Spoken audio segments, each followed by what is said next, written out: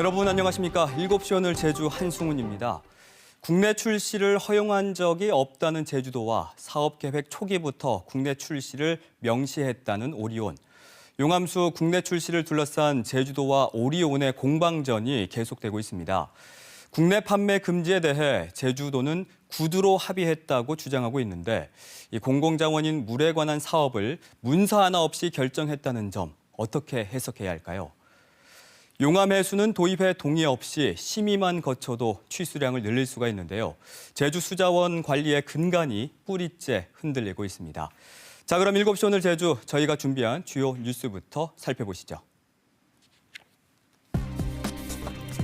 허가권 적절성 논란으로 불거진 도시가스 업체의 주인이 사실상 다른 지방 건설업체라는 사실이 KBS 취재 결과 확인됐습니다. 도시가스 속보 이어갑니다. 국회 파행이 거듭되면서 민식이법을 비롯한 어린이 생명안전법이 표류하고 있는데요. 이 법안들의 주요 내용과 앞으로 처리 전망 등에 대해 이야기 나눕니다. 동네 책방을 찾는 관광객이 늘면서 동네 책방들의 정보를 한데 모은 제주 책방 올레 지도가 제작돼 눈길을 끕니다. 이 지도를 따라 제주 동네 책방을 찾아가 봅니다.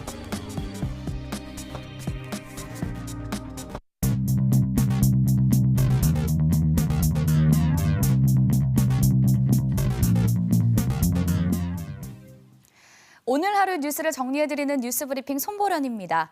첫 소식입니다. 제주 용암수 브랜드로 생수시장에 뛰어든 오리온이 공장을 준공하며 생수시장의 대규모 지각 변동을 예고했습니다.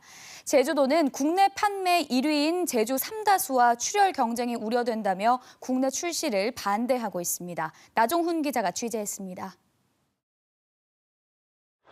제과기업인 오리온이 용암수를 이용한 생수 공장을 짓고 물시장 진출을 선언했습니다. 일반 생수보다 칼슘과 칼륨, 미네랄 등의 함유가 높아 시장성은 높다는 분석입니다. 본격 출시에 앞서 이달부터 온라인 국내 판매로 생수 시장에 뛰어들었습니다. 내년부터는 중국과 베트남 등 해외 시장에도 진출할 계획입니다. 세계 시장에 보급하겠습니다. 또한 동시에 지구촌 곳곳에 제주도의 청정함을 널리 알리겠습니다. 기업 유치에 상당한 공을 들였던 제주도지만 오리온의 생수시장 진출이 마냥 달갑지가 않습니다. 제주의 향토 기업인 국내 판매 1위 삼다수와의 출혈 경쟁이 불가피해졌기 때문입니다. 제주도는 오리온 측과 하루 취수량을 논의하면서 국내 판매를 하지 않기로 구두 약속을 했다고 강조합니다. 하지만 오리온은 국내 출시 불가는 생각해보지 않았다며 삼다수와의 상생 방안을 찾아보겠다는 입장입니다.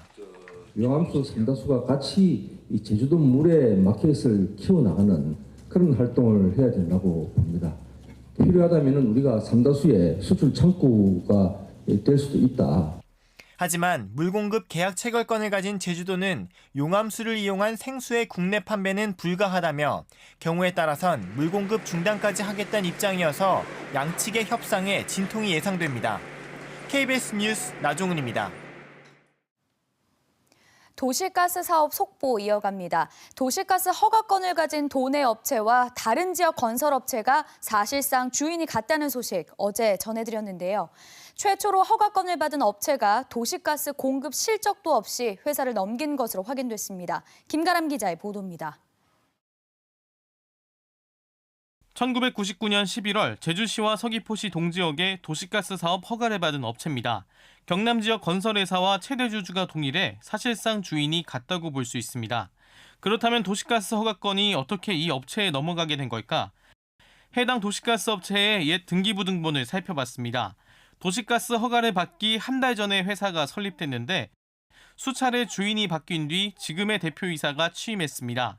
회사 설립 2년도 안 돼 다른 지역 업체로 회사가 넘어간 겁니다. 더 큰 의문은 제주시의 도시가스 공급이 시작된 건 2005년으로 사실상 허가권만 갖고 있다 회사를 넘겼을 가능성이 크다는 겁니다. 제주도는 당시 허가 관련 서류는 개인정보 때문에 공개할 수 없다면서도 허가에는 문제 없다는 입장입니다. 사업계획서 등 관련 서류를 신청에 따라 가지고 도시가스사업법 시행규칙 제5조 도시가스 사업 세부 기준을 종합 검토한 결과 제주도가 최근 읍면지역 사업자를 공모하기 위해 허가 기준을 고시한 것과 달리 당시에는 공모 절차도 없었던 만큼 최초 허가에 문제가 없었는지 따져봐야 한다는 목소리가 나옵니다. 제주도가 애초에 그 사업 허가권을 내줄 때 뭐 재정 상태라든지 아니면 사업 계획 실행 능력이라든지 이런 것들을 꼼꼼히 따져봐야 하는데 제대로 이제 검증 절차가 현행업체의 허가권 적절성 논란에 이어 최초의 허가권을 둘러싼 의혹까지. LNG 본격 보급을 앞두고 보다 명확한 해명이 필요해 보입니다. KBS 뉴스 김가라입니다. 반가운 소식 하나 전해드립니다. 제주도교육청이 독일과 러시아 음악 고등교육기관과 교육 교류 협약을 추진하고 있습니다. 제주 음악 꿈나무들의 해외 진학 기회로 이어질지 관심이 쏠리고 있습니다. 보도에 이면희 기자입니다. 도내 전문 음악인재 양성을 위해 2년 전 개설된 함덕고등학교 음악과입니다. 다른 지역 예술고처럼 음악 전문 교과로 교육과정이 채워졌지만 입학금과 수업료, 음악 전공 실기 비용 등 별도의 교육비 부담이 없어 학생들의 지원도 늘고 있습니다. 하지만 섬이라는 지역 특성과 이제 막 졸업생을 배출하는 신생학과라는 점 등으로 예술대학 진학을 준비하기엔 아쉬운 점도 여전합니다. 공부력이 조금 빈약하거나 아니면 그런 해외 교수님들과 이제 레슨할 기회가 별로 주어지지 않는 특성이 있어서 제주도교육청이 함덕고 음악과 학생들의 진로 선택권을 넓히기 위해 오는 10일 독일 데트몰트 국립은대와 교육교류 협약을 맺습니다. 국내 교육청에서 해외 음악 고등교육기관과 협약을 맺는 건 처음입니다. 음악 분야에 관련해서는 전 세계적으로 이름 있는 대학하고 교육과정 공유하면서 아이들의 음악적 자질을 함양시키고 협약이 체결되면 함덕고 음악과 데트몰트 예비음대반이 개설되고 매 방학 동안 교수진이 직접 학교를 찾아 학생들과 실기 수업을 갖습니다. 학생들의 기대도 커졌습니다. 이번 기회가 학생들한테 이제 해외 진출할 기회도 이제 주는 거고 이제 교수진들이 내려와가지고 이제 레슨을 해주는 거잖아요. 그래가지고 이제 거기에 이제 성장이 더 되고. 교육청은 내년 4월 러시아 글린카 국립음악원과도 협약을 추진하고 있어 도내 음악 인재들의 해외 진학 기회로 이어질지 주목됩니다. KBS 뉴스 이면입니다. 오늘 주요 단신 전해드리기 전에 오늘 제주의 시사용어로 품종 보호권에 대해서 알아보겠습니다. 지금 전 세계는 우량 종자를 확보하거나 새롭게 개발하기 위해 많은 노력을 기울이고 있죠. 작물을 재배하기 위해서는 종자 재산권을 가지고 있는 국가에 로열티를 지급해야 하는 종자 전쟁의 시대에 살고 있기 때문인데요. 그래서 국내에서도 품종 보호권을 통해 신품종을 육성한 사람의 권리를 법적으로 보장해주고 있습니다. 품종보호 출원서 등 관련 자료를 농림축산식품부 장관에게 제출한 뒤 서류 심사와 재배 심사를 통과할 경우 품종에 대한 독점적인 보호권을 받을 수 있는데요. 채소인 경우 20년, 과수와 잎목인 경우 25년간 유지되고 육성자 외에 다른 사람은 상업적으로 이용할 수 없습니다. 품종 보호권을 침해할 경우엔 손해배상과 7년 이하의 징역 또는 1억 원 이하의 벌금을 물 수 있습니다. 품종 보호 문제는 감귤 산업에도 발등에 떨어진 불인데요. 지난해 11월 국내 만감류 품종인 가을향을 품종 보호 출원한 제주도 농업기술원이 당도가 높은 제주형 만감류 두 품종에 대해 추가로 품종 보호권을 출원하고 실증 재배 등을 거쳐 농가에 보급하겠다고 밝혔습니다. 이달 출원 예정인 제주형 만감류 품종은 황금향과 레드향보다 당도가 높고 껍질을 벗기기도 쉽다고 농업기술원은 설명했습니다. 가습기 살균제 참사 피해자의 유품 70여 점과 10여 년간 국가를 상대로 진상규명을 요청하는 모습을 담은 사진 50여 점을 전시하는 전국 순회 전시회가 오늘부터 제주에서 시작됐습니다. 가습기 살균제 사회적 참사 특별조사위원회 주최로 가습기 살균제 참사 끝나지 않은 이야기를 주제로 열리는 이번 전시회는 오늘부터 5일까지 제주시 어울림마당에서 6일부터 11일까지 제주대 학생회관에서 열립니다. 경기를 회복하기 위해 제주도가 내년도 예산안을 확대 편성한 데 대한 우려의 목소리가 제주도 의회에서 쏟아졌습니다. 도의회 예산결산특별위원회 심사에서 의원들은 장기 미집행 도시공원과 도로 매입 비용이 당초 계획한 예산보다 2배가량 늘어나 원희룡 지사 임기 말기엔 빚이 3조 원에 달하는 데다 시장에 돈을 풀 경우 지자체는 국가처럼 소득세와 부가세 등을 걷어들일 수 없어 오히려 빚을 떠안을 수 있다며 과도한 재정 확정 정책에 우려를 표했습니다. 제주도의회가 내년도 제주도 예산안에 포함된 제2공항 관련 사업에 제동을 걸었습니다. 도의회 환경도시위원회는 제주도의 내년 세입 세출 예산안을 의결하면서 개수조정 부대 의견으로 2공항 갈등 해소 특별위원회가 진행되고 있는 점을 고려해 제2공항 관련 예산에 한시적 집행 금지 사항을 제시했습니다. 호남지방통계청은 지난해 제주 지역 대형 소매점 판매액을 조사한 결과 5,400억 원으로 3년 사이 5.4% 늘어나 전국 평균 증가율 2.6%보다 2배 넘게 높았다고 밝혔습니다. 하지만 같은 기간 실질적인 성장을 의미하는 판매액 지수는 99.8로 0.2% 줄었는데 도내 인구가 6.9% 증가한 점을 볼 때 인구 영향으로 판매액이 늘어난 것으로 분석됩니다. 지금까지 뉴스브리핑이었습니다.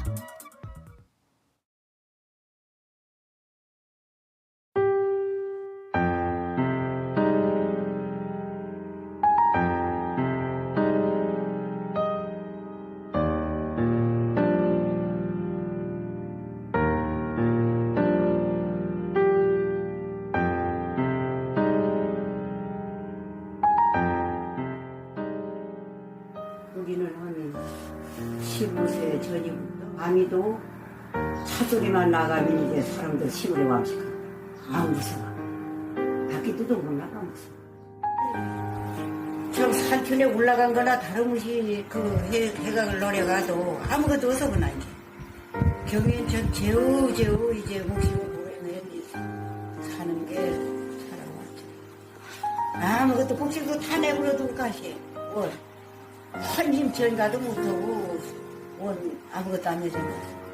그냥 고고생 내비도 그냥 가. 그 산쪽 사람들이 그렇게 하는 거지. 그거 저거 생각을 해가면 이거 아무 죄도 없는데 그렇게 고생을 해서.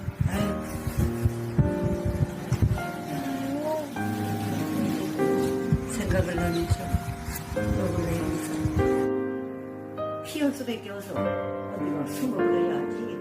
눈에 걸리면은 막 그냥 숨을 해. 애들이고 또 나이 든 사람들이고 이쪽에서 굉장히 많이 살았어요. 아주 참혹했던 그런 곳이었습니다.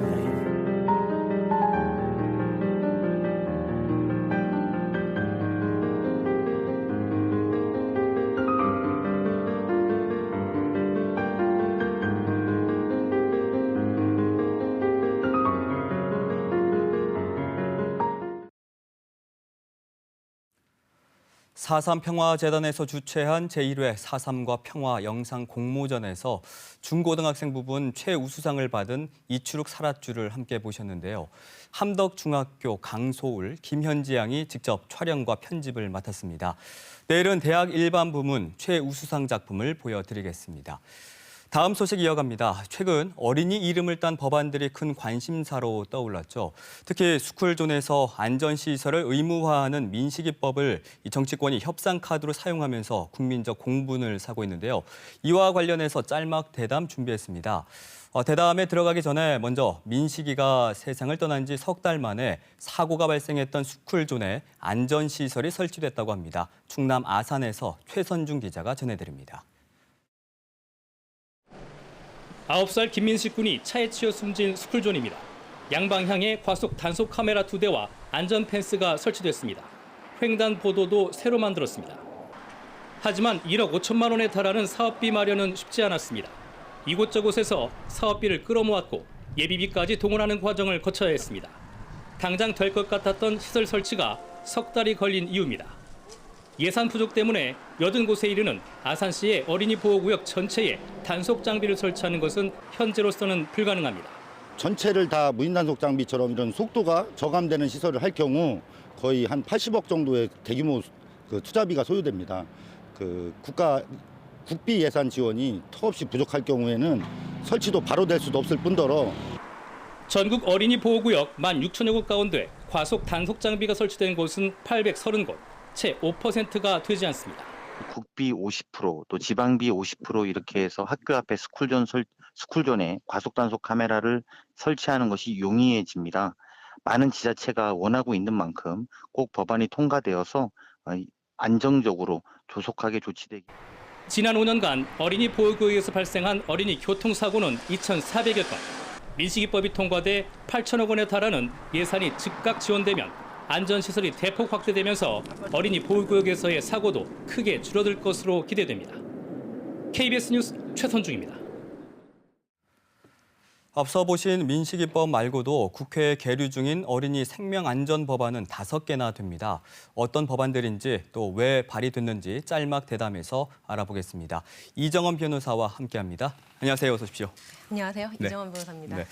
아이들의 이름을 내건 5개의 법안, 이 가운데 이 3개의 법안은 국회 상임위까지는 통과를 한 상태인데 왜 발의가 됐는지 또 주요 내용은 무엇인지 좀 짚어주실까요? 네, 국회 상임위에 통과된 법안이 이른바 민식이법, 하준이법, 해인이법 이 3가지가 있습니다. 먼저 민식이법은 어린이 보호구역에서 차량에 치여 사망한 김민식 군 사고를 계기로 발의된 법안으로 어린이 교통사고가 발생하거나 그리고 교통사고 위험이 높은 12대 중과실로 사상사고가 발생한 경우에는 가중처벌하도록 하고 있고 아까 우리 어린이 안전시설이 매우 설치되는데 매우 오래 걸렸다고 했는데 어린이 보육구역에 과속 방지 카메라 등 안전시설을 우선적으로 설치하도록 하는 법안을 내용으로 하고 있습니다. 하준이법은 서울랜드 경사진 주차장에서 사이드 브레이크를 하지 않아서 굴러 내려온 차량에 당시 4살이었던 최하준 군이 치여 사망한 사건을 계기로 발의된 법안입니다. 이는 경사진 곳에서 주차 시 고인목 등 미끄럼 방지를 의무하고 지자체에서 안전관리 시트 조사를 의무화하는 내용을 담고 있습니다. 그리고 어린이가 많이 다니는 아파트 단지 내 도로를 도로교통법상 도로로 포함시키는 것을 내용으로 하고 있습니다. 마지막으로는 해인이법이 있습니다. 해인이법은 어린이집 앞에서 교통사고를 당한 뒤에 응급조치가 늦어져서 이혜인 양이 사망한 사건을 계기로 발의된 법안으로 이는 13세 미만 어린이가 안전사고를 당한 경우에 해당 어린이 시설에서 필요한 응급조치를 즉시 의무를 다해야 되고 이를 방치할 경우에는 1년 이상 징역, 1,000만 원 이상의 벌금을 처하도록 하는 법안입니다. 그리고 나머지 2개의 법안, 태호 유찬이법과 한음이법이라고 하는데 이 2 법안은 지금 무기한 대기 상태라고 해요. 이 법안에는 어떤 내용이 담겨져 있나요?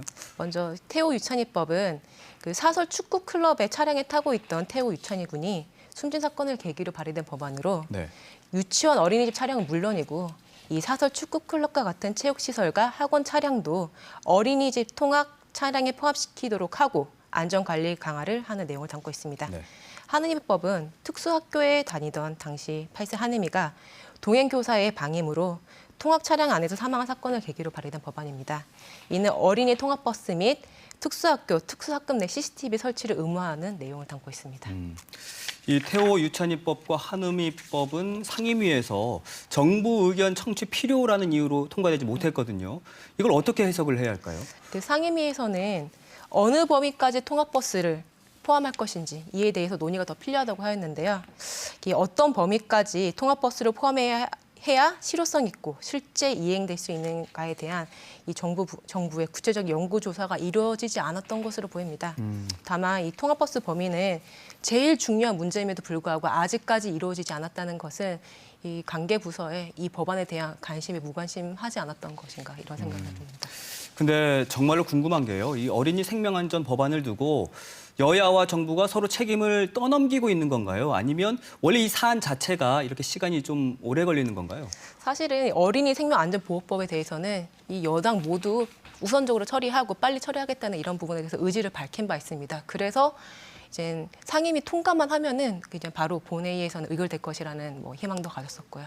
다만 지금 우선적으로 이 처리해야 될 민생 법안이 지금 국회 본회의 직전에 자유한국당 필리버스터 신청으로 인해서 지금 바로 의결되지 않고 지금 무기한 연장되고 있는데 이는 겨우 어렵게 통과된 어린이 생명안전보호법이 정치 협상의 카드로 이용되고 있지 않나 그런 좀 우려를 하고 있습니다. 네, 정말 답답하기만 한데 지난주에 국회 본회의가 열렸다면 민식이법은 뭐 무난히 처리될 것처럼 보였는데 그럼 앞으로 어린이 생명 안전 법안 처리 어떻게 전망하시나요?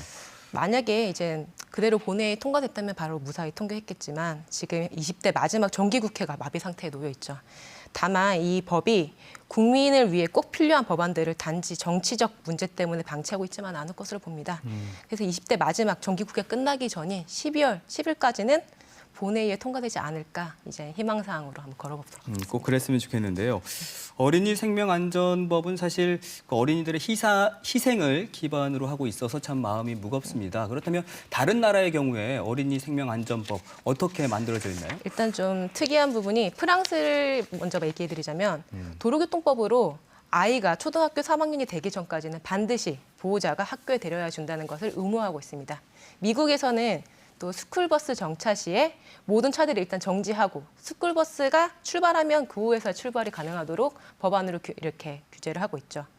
또 다음에 미국에서는 카메론 굴브나셀이라는 아동이 백미러와 사이드 미러만을 이용해서 후진하던 아버지 차량에 치여 사망한 이후에 이제 카메론 굴브나셀 어린이 보호 안전법이 이제 발의되었는데 이는 후방 카메라 탑재를 의무화하는 법안으로 지금 현재 통과되어서 2016년 5월부터는 단계적으로 도입되고 있는 상황입니다. 어쨌든 우리나라보다는 더 좀 엄격하게 이제 법안이 잘 만들어졌다는 생각이 드는데, 근데 사고가 발생한 이후에 이렇게 법을 만들 게 아니라 좀 미리 법안을 만들었으면 어떨까 하는 생각이 들거든요. 좀 보완할 방법은 없을까요? 사실은 이제는 법이라는 것이 최초의 방법이 아니라 최후의 수단입니다. 지금 현재 발의되고 있는 법안들은 뭐 지자체에서 뭐 예산 문제, 뭐 법안, 뭐 그 통과 문제들이 이제 사유를 들고는 있지만 지자체에서도 충분히 필요한 조치를 다할 수 있는 법안들이고 내용들이고 또 무엇보다 이제 우리 스스로 이제 그 타인에 대한 배려심과 그리고 안전에 대한 경각심을 가지고 이제 그거를 스스로 지킨다면은 그게 최우선적인 방법이 아닐까 생각을 해봅니다. 법보다는 어쨌든 우리 스스로 이런 경각심을 가지고 그 스쿨존에서 좀 아이들을 보호하려는 그런 마음가짐이 더 중요할 것 같은데, 어쨌든 어른들의 부주의로 좀 세상을 떠난 아이들의 그 이름을 요즘 정치권에서 협상 카드 또 힘겨루기 카드로 사용하면서 국민적인 공분을 사고 있는데, 제발 좀 국회가 해야 할 일은 좀 했으면 좋겠습니다. 오늘 바쁘신 와중에도 이렇게 나와주셔서 고맙습니다. 감사합니다.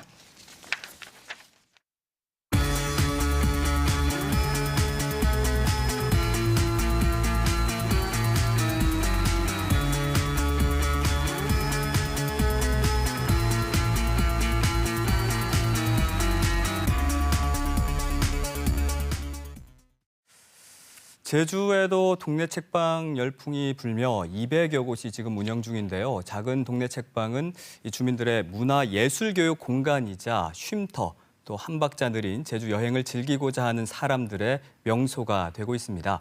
이렇게 매력적인 동네 책방들의 정보를 한데 모은 제주 책방 올레 지도가 제작됐는데요. 오늘 탐나는 현장에서 그 지도를 따라 제주 구석구석에 숨어 있는 책방을 찾아가 봅니다.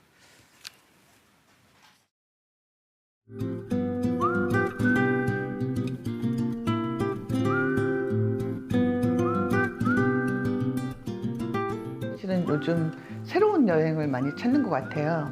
그래서 저희가 마을 여행을 하다가 거기에 이제 책방을 이렇게 얻는다면 굉장히 또 다른 새로움을 느낄 수 있을 거라는 생각에서 책방 올레 지도를 제작했고요. 제주의 책방만 돌아보기로 작정을 하고 오는 젊은 친구들이나 여행객들이 꽤 많아졌다고 합니다. 제주 도민들도 많이 이용했으면 좋겠습니다. 여행자뿐만 아니라. 제주의 골목길에서 우연히 만날 수 있는 정겹고 소박한 동네 책방들 지금 만나러 갑니다. 첫 번째로 찾은 곳은 단일 장르의 도서로 승부하고 있는 미술서적 전문 서점입니다. 서양 화가인 책방 주인은 화집과 사진집에 대한 좋은 기억을 살려 이 특별한 동네 책방을 열었는데요. 도서관에 가서 작품들 보고 사진집 보고 화가들 작품을 미술관에까지 가서 보기보단 더 방대하고 많은 자료를 편안하게 혼자만 공유할 수 있었던 그런 시간들이나 그걸 알려야 된다라는 의무감이 미술을 하는 사람으로서 어쩌면 조금 더 있었던 거기도 하고. 서가에는 현대미술 거장과 주목할 작가들의 화집과 사진집 약 300여 종이 구비되어 있습니다. 필요한 작가나 이런 뭐 작품 같은 것들 이제 물어보면은 뭐 책 같은 것도 추천해 주시고 이제 그것들도 직접 불러서 구입할 수 있게 도와주시거든요. 책방 안쪽에 있는 화방에는 미술 수업도 열리고 있는데요. 화가인 책방 주인과 그의 아내가 직접 수업을 운영 중입니다. 주변에서 그냥 그리는 행위가 필요했던 분들 혹은 그런 걸 하고 싶었는데 어떻게 접근하는지 몰랐던 분들, 이 공간 안에서 서점도 작업도 이제 그런 미술 수업도 다 같은 맥락 안에서 저희가 미술을 소개하고 활동할 수 있는 기반이라고 생각을 하고 있는 거죠. 제주 책방 올레 지도로 찾은 두 번째 책방은 애월에 위치한 그림책 전문 서점입니다. 그림책을 통해 힐링할 수 있는 이 책방에서는 예술성과 작품성을 갖춘 국내외 다양한 그림책을 만나볼 수 있는데요. 그림책은 아이들뿐만이 아니고 어른들한테도 감동을 주고 또 위로를 주고 그렇게 해서 시작하게 됐습니다. 그림책은 아이와 어른 모두의 정서 함양과 의식 변화에 큰 효과가 있다고 합니다. 지금 5.18에 관한 책이거든요. 이런 이야기들도 그림책으로 보니까 좀 다른 느낌으로 다가온다고 할까? 저희 이제 지인분께서 오늘 특별히 그림책 강의가 있더라고요. 그래서 이제 그림책 탐방으로 인해서 한번 여기 찾아오게 됐어요. 단순히 책방이 아닌 공간 활성화를 위해 작가의 강연도 꾸준히 열고 있는데요. 저희가 책방들이 그냥 책만 파는 곳이 아니라 사람들하고도 연결하고 그리고 문화적으로 이렇게 같이 소통하고 같이 연결할 수 있는 곳이 되고 싶어서 이런 강연을 계속 열고 있습니다. 지도로 찾은 마지막 책방은 제주에서 가장 오랜 역사를 자랑하는 헌책방인데요. 안으로 들어서자 오래된 책의 향기가 가득합니다. 27평 크기의 서점 서가에 꽂힌 책은 약 7만 권쯤 되는데요. 고서부터 소설과 에세이, 대학 교재 등 온갖 종류의 책이 다 있습니다. 책방 주인인 김창삼 씨는 원래 이 책방의 단골이었다고 하는데요. 그때 이제 제가 첫 손님이었습니다.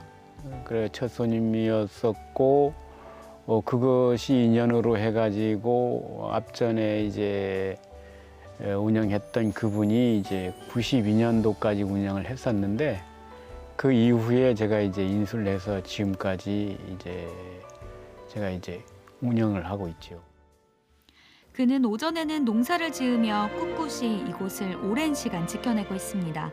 뭐 많이 올 때는 한 대여섯 명 올 때도 있고 어떤 날은 한 분도 안 오시는 경우도 있고 그렇죠. 조금 손해가 가더라도 이어나갈 생각이고 그러고 지금 이게 제가 헌책방을 하다 보니까 그 제주도에 대한 자료라든가 이런 책들을 수집해 놓은 게 한 5천여 권 정도 정도가 있는데 그것을 어떤 공간을 마련해 가지고 향토 자료실을 이제 만들려고 하는 게 이제 제 마지막 그 소원이고 이제 운영. 아름다운 제주에 자리한 정겨운 동네 책방들. 이곳들이 사람과 사람을 이어주고 즐겁게 책을 읽을 수 있는 문화를 꽃피우는 공간으로 더욱 크게 성장했으면 좋겠습니다.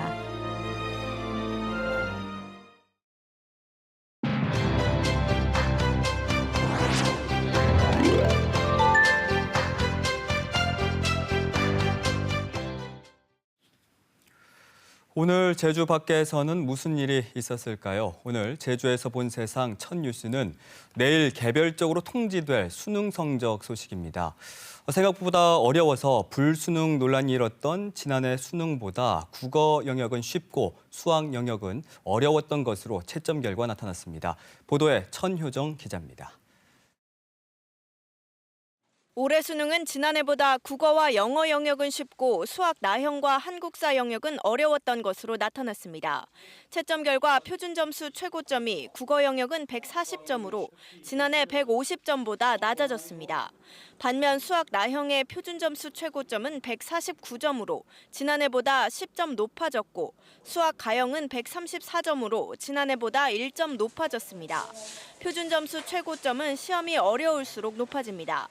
과목을 선택할 수 있는 4교시 탐구 영역의 경우 과목 간 표준 점수 최고점의 차이는 사회탐구 영역은 10점, 과학탐구 영역 8점, 직업탐구 영역 15점으로 모두 지난해보다 증가했습니다. 영역별 1등급과 2등급을 구분하는 등급 구분 표준 점수의 경우 국어 영역은 131점, 수학 영역은 가형 128점, 나형 135점으로 나타났습니다.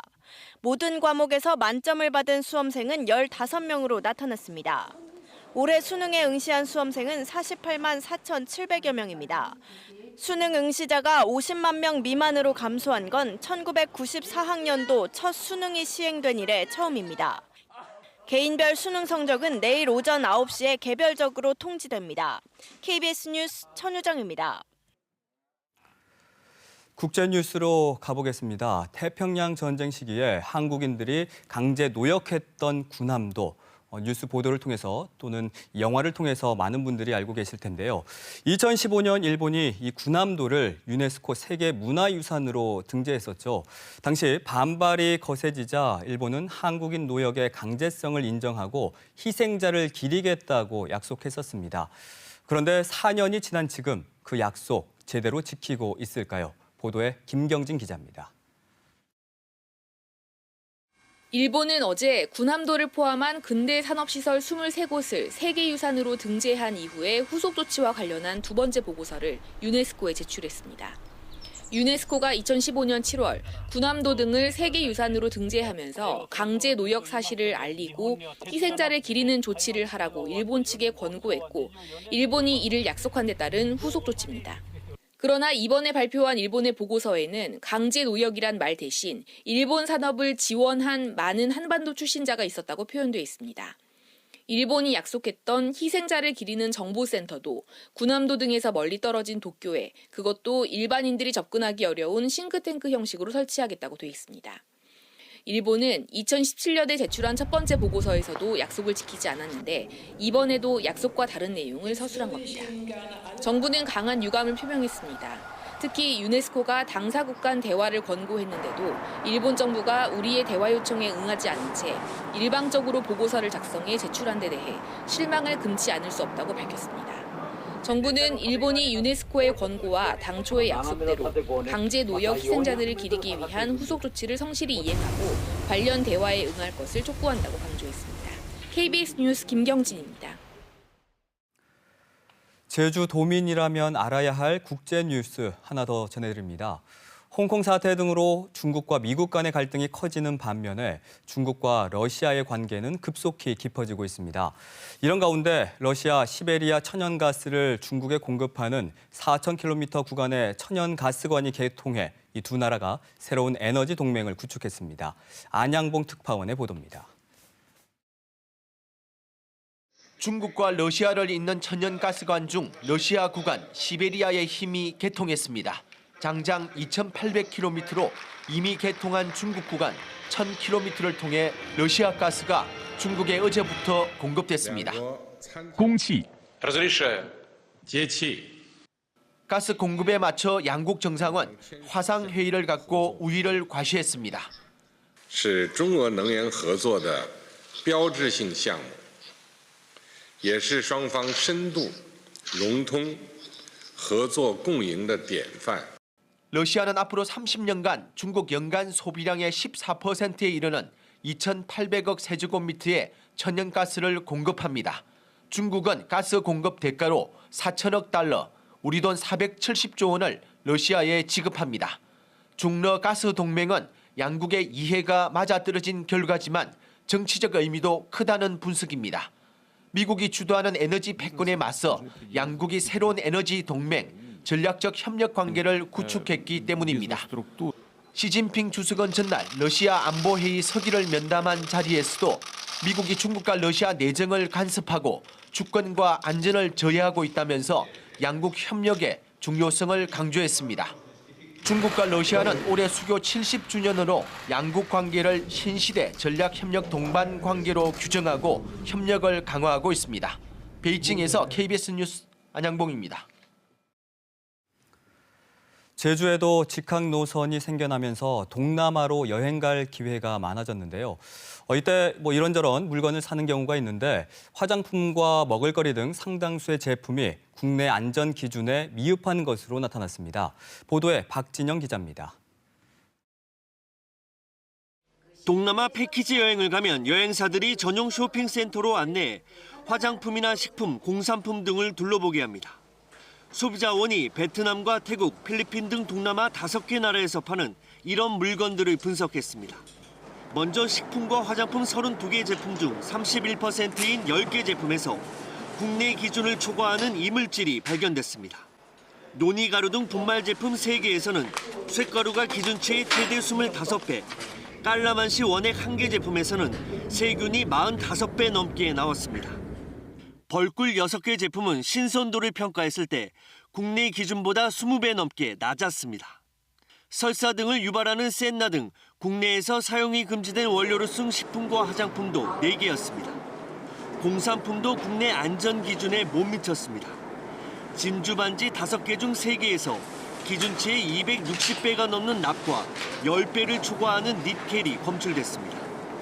또 라텍스 베개나 가죽 지갑 등 현지에서 파는 일부 물건은 보강제로 재활용 광고지를 사용하는 등 품질이 떨어지는 것으로 나타났습니다.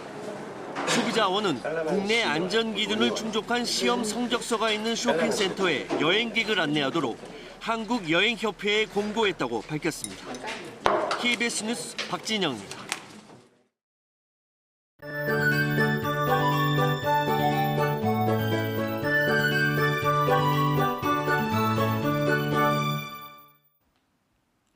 내일도 옷차림을 든든히 하셔야겠습니다. 내일 아침 기온 오늘과 비슷한 6에서 10도 분포가 예상됩니다. 내일 아침까지 찬바람이 불어서 체감 온도가 더 낮아지겠는데요. 낮에는 오늘보다 기온이 다소 오르긴 하지만 여전히 쌀쌀하겠습니다. 건강 관리를 잘 하셔야겠습니다. 당분간 대체로 맑은 날씨가 이어지는 가운데 산지는 내일 새벽까지 눈이 날릴 것으로 보입니다. 이른 아침에는 미끄럼 사고를 유의하셔야겠는데요. 한라산과 지대가 높은 산간도로의 기온이 영하로 떨어지면서 결빙된 곳이 있겠습니다. 이어서 자세한 내일 지역별 날씨입니다. 내일 아침 기온은 오늘과 대체로 비슷하겠고 낮 최고 기온은 오늘보다 2도가량이 높겠습니다. 내일은 해상 날씨 비교적 무난하겠습니다. 제주도 앞바다의 물결이 최고 2m로 일겠습니다. 남쪽 먼바다의 물결은 최고 2.5m로 일겠습니다.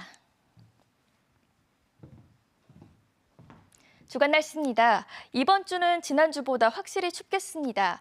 급격한 기온 변화에 감기 조심하셔야겠습니다. 날씨였습니다. 아이가 태어나던 순간 처음 옹알이를 하던 때 걸음마를 뗀 게 엊그제 같은데 혼자서 설 줄 알더니 제 몸집만한 가방을 짊어지고도 씩씩하게 등교하던 뒷모습. 부모에게 아이란 눈에 보여도 보이지 않아도 이 모든 순간이 그리운 존재일 겁니다.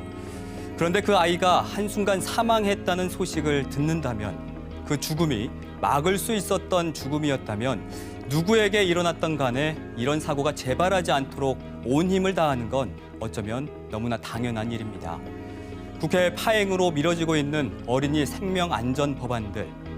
국회와 정부는 아이들의 생명을 담보로 하는 곳이 아니라 아이들의 생명을 귀하게 보호해야 할 곳이란 걸 꼭 보여주길 바랍니다. 7시 오늘 제주, 오늘은 여기서 인사드리고요. 저희는 내일 다시 찾아뵙겠습니다. 함께해 주신 여러분 고맙습니다.